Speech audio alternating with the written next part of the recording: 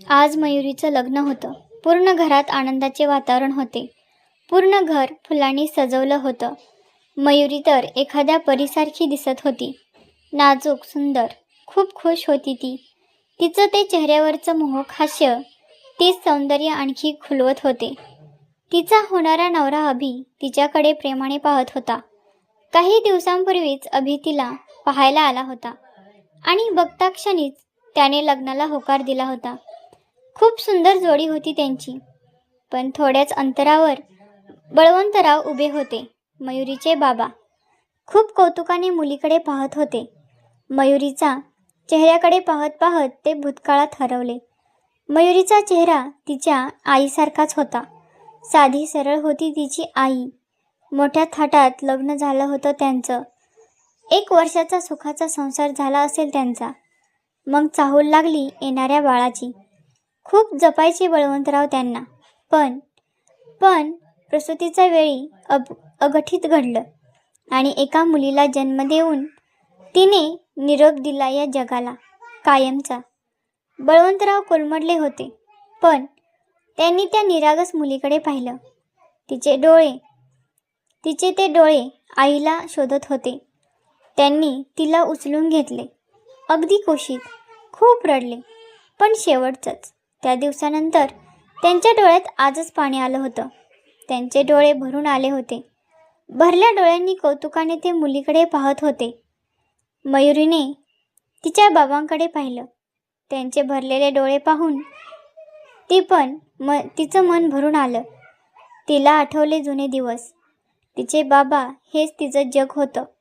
जसं कळतंय तसं बाबाच तिची आई बनले होते. आईची आठवण तिला कधी आलीच नव्हती. तिला हे पण समजलं की तिच्या बाबांनी फक्त तिच्यासाठीच दुसरं लग्न केलं नव्हतं. किती काळजी करायचे बाबा. नोकरी सांभाळताना कधीच तिच्याकडे दुर्लक्ष केलं नाही. आजारी पडली की रात्रंरात्र न झोपता तिच्या बाजूला बसून राहायचे. शाळेत सोडायला यायचे आणि एकटीला सोडून परत जाताना 4 वेळा वळून पाहायचे. मयुरीला पण बाबांबद्दल खूप जिव्हाळा होता. आपल्यानंतर त्यांची कोण काळजी घेणार. मयुरीचं मन अस्वस्थ झालं आणि तिला आठवला मागच्या महिन्याचा प्रसंग. मयुरी झोपलेली होती. अचानक तिला कसल्याशा ओरडल्याचा आवाज आला. ती जागी झाली आणि पळतच बाबांच्या खोलीत गेली. तिचे बाबा समोर छातीला हात धरून कळवळत होते. तडफडत होते. तिला काय करावे सुचेना. बाबा काय होतंय. तिने पळत जाऊन पाणी आणलं. पण परत येईपर्यंत ते शांत झाले होते. हातातील पाण्याचा पेला अलगद गळून पडला आणि ती तिच्या बाबांना हाका मारू लागली, रडू लागली. आणि अचानक बळवंतरावांचे श्वास पुन्हा सुरू झाले आणि उठूनच बसले. मयुरी त्यांना बिलगून रडू लागली. हृदयविकाराचा एक झटका त्यांना येऊन गेला होता. कसेबसे वाचले होते ते. मयुरीला तो दिवस आठवला की अंगावर शहारा यायचा आणि डोळे भरून यायचे. त्या दिवसापासून तिचे बाबा तिच्या लग्नाचा मागे लागले. विवाह संस्था मध्ये चक्रा मारू लागले. मध्येच वकिलाकडे पण जायचे. जेवणाचे भान नाही की आराम नाही. सतत फक्त आणि फक्त तिचाच लग्नाचा विचार. त्या चिंतेमुळे की काय त्यांची तब्येत पूर्ण ढासळली होती. डोळे आत गेले होते. चेहरा निस्तेज झाला होता. अशातच एक दिवस अभिचं स्थळ आलं. देखणा मुलगा, चांगली नोकरी, घरंदाज, घराणं, सर्व काही एकदमच व्यवस्थित. त्यांच्याकडून लगेच होकार मिळाला. मयुरीने पण लाजून होकार दिला. तिच्या बाबांनी लगेच 1 आठवड्याची तारीख काढली होती. सर्व काही एकदम गडबडीत. मयुरी काही बोलली तर बोलायचे, मला लवकर माझी जबाबदारी पूर्ण करायची आहे. आता कन्यादानाची वेळ आली होती. भरल्या डोळ्यांनी आणि जड अंतकरणाने त्यांनी तिचं कन्यादान केलं. जाताना खूप रडले दोघे. मयुरीचे तर पाय निघत नव्हते बाबांना सोडून जाताना. पण ही तर जगाची रीतच होती. मयुरी गेली. पाहुणे पण गेले. तिचे बाबा खूप वेळ एकाच जागी बसून होते. नंतर त्यांनी कागद आणि पेन घेतला. काही लिहू लागले. दुसऱ्या दिवशीच मयुरीला वाईट बातमी मिळाली. तिचे बाबा हे जग सोडून गेल्याची. ती आणि अभि लगेच निघाले. लोक जमले होते. मयुरी खूप रडली. तिचा बाबा निर्जीव पडून होता समोर. अंत्यविधी पार पडला. मयुरी अजूनही रडत होती. तेवढ्यात तिचं लक्ष टेबलावर ठेवलेल्या चिठ्ठीवर गेलं, ज्यावर पेपर वेट म्हणून तिची बाहुली ठेवली होती. तिने ती चिठ्ठी उचलली. खाली घर आणि जमिनीचे कागदपत्र होते, जे त्यांनी 2 आठवडे आधी तिच्या नावावर केलं होतं.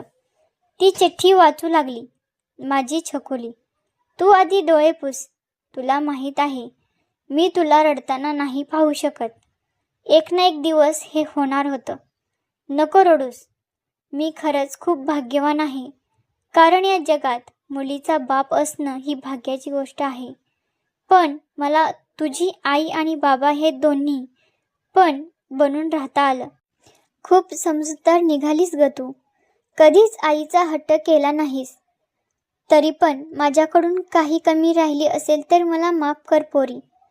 तुला आठवत असेल, त्या दिवशी मला हृदयविकाराचा झटका आला होता. खरं तर तेव्हाच मी हे जग सोडलं होतं. माझ्यासमोर अंधार पसरला. माझ्यासमोर रेड्यावर बसलेला काळा कुट्ट धिप्पाड व्यक्ती होता. त्याच्या हातात मृत्यूपाश होता, जो माझ्या भोवती आवळला जात होता. मी हात जोडून त्यांना विनंती केली आणि फक्त 1 महिन्यासाठी हे शरीर मागून घेतलं. माझी विनंतीने नाही पाहून तुझी आर्तसाद ऐकून त्यांनी मला तेवढा वेळ दिला. मागचा महिनाभर जो तुझ्यासोबत होता तो फक्त माझा आत्मा होता, ज्यांचं शरीर उधारीवर शिल्लक होतं. पण माझं काम झालं आता. वकिलाकडून सर्व मालमत्ता तुझ्या नावावर केलीच आहे. पण मला जे हवं होतं ते मिळालं. मी कन्यादानाचं पुण्य मिळवलं. यातच सर्व काही आहे. आणि आता डोळे पुस. आनंदाने आयुष्य जग. सर्वांना सुखी आणि आनंदात ठेव. माझा आशीर्वाद सतत तुझ्यासोबत राहील. सुखी राहा पोरी. तुझाच बाबा. मयुरीचे अश्रू थांबत नव्हते. तिचे बाबा तिच्यासाठी मृत्यूकडून पण वेळ काढून थांबलेले होते, ते पण तिच्या कन्यादानासाठी. एका मुलीचा बापच हे करू शकत होता. तेवढ्यात तिच्या खांद्यावर हात पडला. मागे अभि होता. त्याने तिचे अश्रू पुसले आणि बोलला, मी तुझ्या डोळ्यात अश्रू नाही पाहू शकत. मयुरी तिला बिलगली. पित्यानंतर आता पतीच तिचा सर्वस्व होता. मित्रांनो, ही कथा कशी वाटली कमेंट करून नक्की सांगा आणि या चॅनलला